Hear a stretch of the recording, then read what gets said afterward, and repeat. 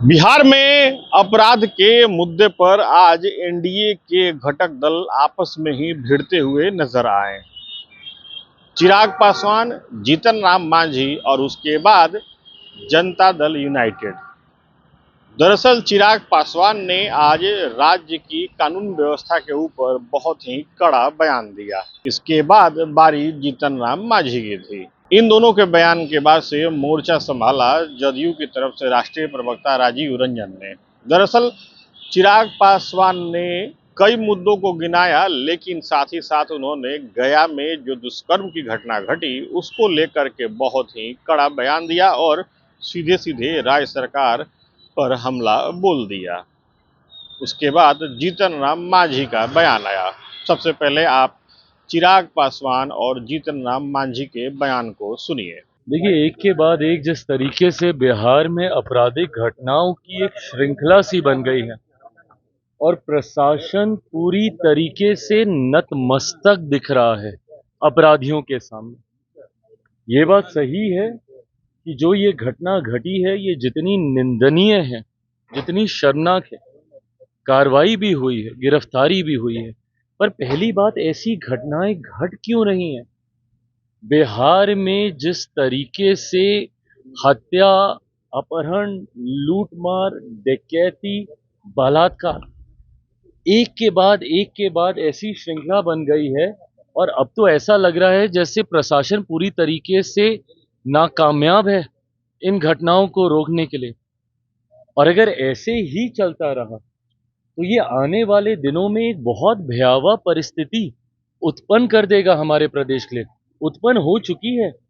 जिन परिवारों ने अपनों को खोया उनका हालात पूछिए, जिन बच्चियों के साथ इस तरीके से दुष्कर्म हो रहा है उनके हालात पूछिए। आज अगर इस तरीके की बातें भी कही जाती हैं कि चुनाव के कारण ऐसी गतिविधियों को असामाजिक तत्व अंजाम दे रहे हैं, अगर चुनाव भी एक कारण, और मैं भी मानता हूं कहीं ना कहीं कि संभवतः चुनाव भी एक कारण है, सरकार को बदनाम करने की साजिश के साथ संभवतः इन घटनाओं को अंजाम दिया जा रहा है, पर तब भी जिम्मेदारी तो प्रशासन की ही है ना इसको नियंत्रित करने की। कोई भी अपराधी आपके राज्य में आपराधिक घटनाओं को कैसे अंजाम दे रहा है प्रशासन के रहते हुए? या तो फिर इसमें प्रशासन की मिली भगत है, और या फिर प्रशासन इस पे लीपापोती करने का कार्य कर रहा है, और या फिर पूरी तरीके से प्रशासन निकम्मा हो चुका है और अब इनके बस का नहीं है बिहार और बिहारियों को सुरक्षित रखना। ऐसे में पुनः एक बार मैं बिहार सरकार से आग्रह करूंगा, जरूरी है समय रहते, जरूरी है समय रहते हम लोगों को इसके ऊपर कार्रवाई करने की। मुझे इस बात का दुख होता है कि मैं एक ऐसी सरकार का यहाँ पे समर्थन कर रहा हूं जहां पे अपराध पूरी तरीके से बेलगाम हो चुका है।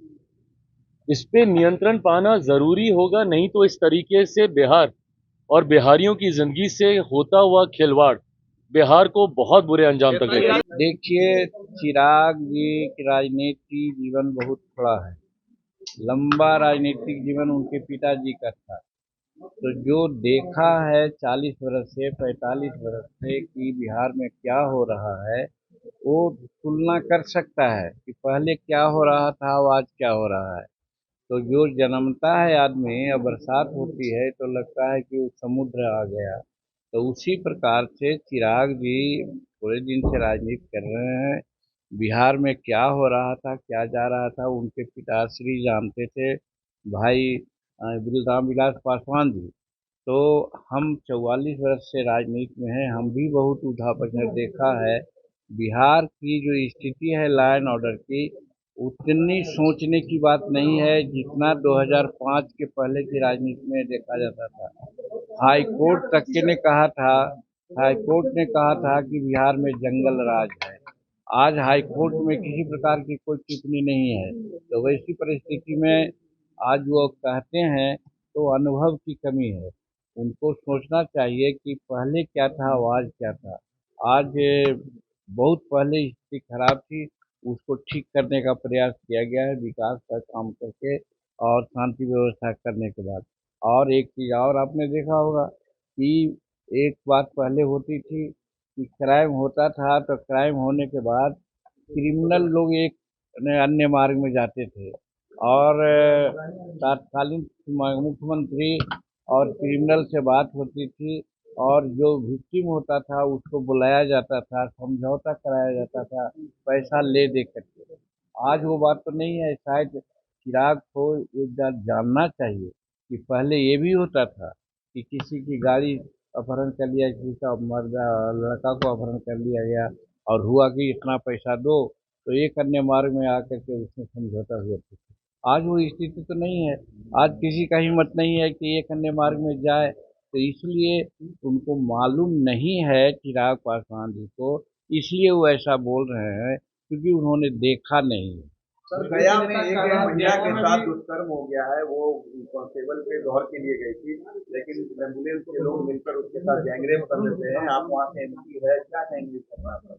घटना हुई है, जघन्य घटना है, घटना का हम निंदा करते हैं, लेकिन जो घटना हुई है उसके उपरांत वहाँ के जो कल्प्रिट है, जो इसके लिए जवाबदेह है, उसको कड़ी सजा देने की कार्रवाई चल रही है और विक्टिम महिला को जहाँ तक हो सकता है जो राहत का सामान देने की बात है वो भी दी जाएगी और आगे नहीं ऐसा हो इसके लिए प्रशासन को वहाँ पर हम भी कह रहे हैं और प्रशासन खुद इस पर तत्पर है। यही हम कह रहे थे कि यहाँ घटना हो जाती है लेकिन घटना के बाद त्वरित कार्रवाई होती है।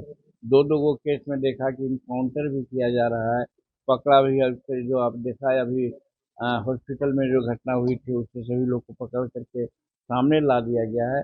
तो कानून व्यवस्था खराब हो सकती है। 14 करोड़ यहाँ की जनसंख्या है, लेकिन उस पर त्वरित कार्रवाई हो रही है। जो सरकार का काम है वो काम कर रही है। इसलिए हम यही समझते हैं कि हम संवेदनशील कर यहाँ के प्रशासन है, जो भी कार्रवाई होना है वो होगी। क्या लगता है कि सर चिराग पासवान का मन कहीं और है और दिल कहीं और?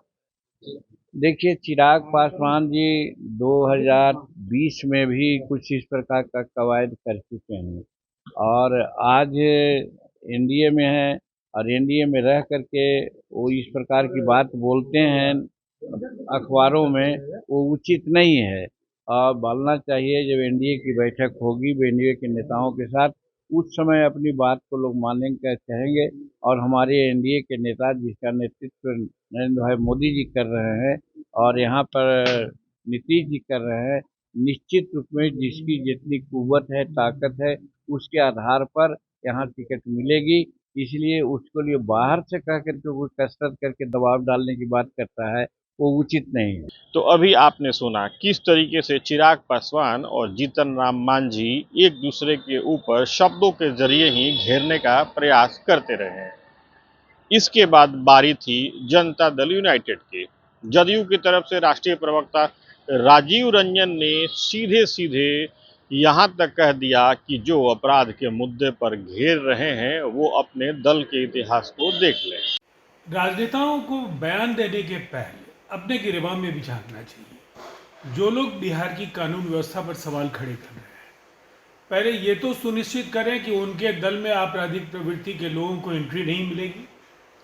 ये बेहद आवश्यक है कि नसीहत देना, आलोचना करना अगर केवल आपका कर्तव्य है और उससे आपकी जिम्मेदारी की तीसरी हो जाती है तो इतना काफ़ी नहीं है। देश में अपराध मुक्त किसी भी राज्य की कल्पना करना आज के दौर में बेहद मुश्किल है। घटनाएं कहीं भी होती हैं, बिहार में भी हुई हैं, लेकिन निसंदेह दूसरे राज्यों के मुकाबले बिहार की कानून व्यवस्था को बेहतर इसलिए हम मानते हैं कि बिहार की पुलिस जिम्मेदारी के साथ अपराधियों की गिरफ्तारी, घटनाओं का उद्भेदन और जिम्मेदार जो लोग हैं उनको कैसे कठोरतम सजा मिले इसकी रणनीति पर काम करती है। और बाजाबता 100 फास्ट ट्रैक कोर्ट बिहार में स्थापित किए जा रहे हैं और निसंदेह बिहार में अपराधियों